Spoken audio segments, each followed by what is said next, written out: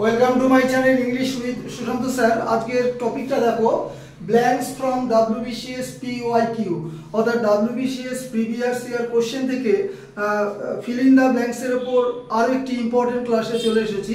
চলো স্ক্রিনশটের জন্য কয়েক সেকেন্ড সময় দিচ্ছি। ক্লাস শুরু করি। দেখো কি বলেছে, WBCS PYQ fill in the ব্ল্যাঙ্কসের উপর বহু ইম্পর্টেন্ট বা আকাঙ্ক্ষিত ক্লাস তোমাদের। দেখো 6টা শূন্যস্থান এবং একটা অবশ্যই তোমাদের জন্য হোমওয়ার্ক দিয়েছি।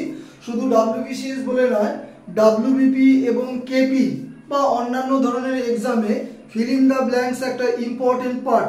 এবং এখানে কিন্তু সেন্টেন্স হুবহু কমন পাওয়াও যায়, আবার সেন্টেন্স যদি কমন তুমি নাও পাও, কনসেপ্টটা পুরোটাই কমন পাবে। ঠিক আছে, দেখো অ্যাপ্রোপ্রিয়েট প্রিপোজিশন মূলত কিন্তু হি ওয়াজ অফেন্ডেড, মানে সে অপমানিত হয়েছিল।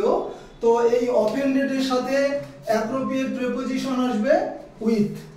অফেন্ডেড উইথ, ডান দিকে তাকিয়ে খুব একটা লাভ হবে না। অফেন্ডেড উইথ, বাদ বাকি অ্যাট, ফর, বাই বা ব্ল্যাঙ্কসের ডান দিকে কি আছে দেখো, সেটা ইম্পর্টেন্ট নয়। অফেন্ডেড এর সাথে উইথ, ঠিক আছে। অবশ্যই প্যাসিভ ভয়েস হয়েছে এটা।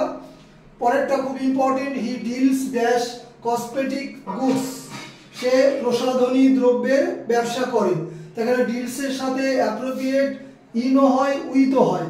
যদি ব্যবসা করা বোঝায় তাহলে ডিলসের সাথে ইন নেবে, আর কাস্টমারের সাথে আচরণ করা বোঝাতে ডিলসের সাথে উইথ নেবে।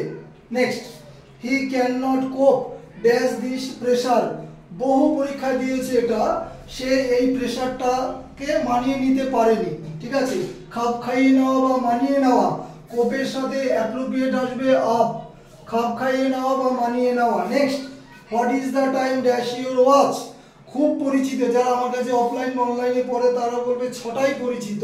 দেখো শুধু অফলাইন অনলাইন না, তো আরও অসংখ্য স্টুডেন্টস আছে যারা আমার কাছে পড়ে না, তারাও ক্লাস দেখে নিয়মিত। তাই আপাত দৃষ্টিতে দেখে মনে হয় ইন ইউর ওয়াচ, অ্যাকচুয়ালি অত সোজা নয়, এটা হচ্ছে বাই ইউর ওয়াচ। এটা লজিকটা হচ্ছে অ্যাকর্ডিং টু ইউর ওয়াচ, তোমার ঘড়ি অনুযায়ী, এই জন্য বাই হবে, ইন হবে না। Next, he will reach home dash at night, সে মানে কি বলবো, reach home, he will reach home মানে সে বাড়িতে পৌঁছবে, ড্যাশ অ্যাট নাইট কোনটা নেবে এখানে, লেট অ্যাট নাইট মানে অনেক রাতে এরকম।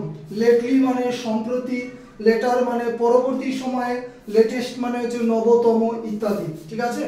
Next, we sat dash the shade of the tree, যদি শেড উল্লেখ করা থাকে তাহলে আনসার নেবে ইন, আর যদি শেড উল্লেখ করা না থাকে তাহলে আনসার নেবে কিন্তু আন্ডার।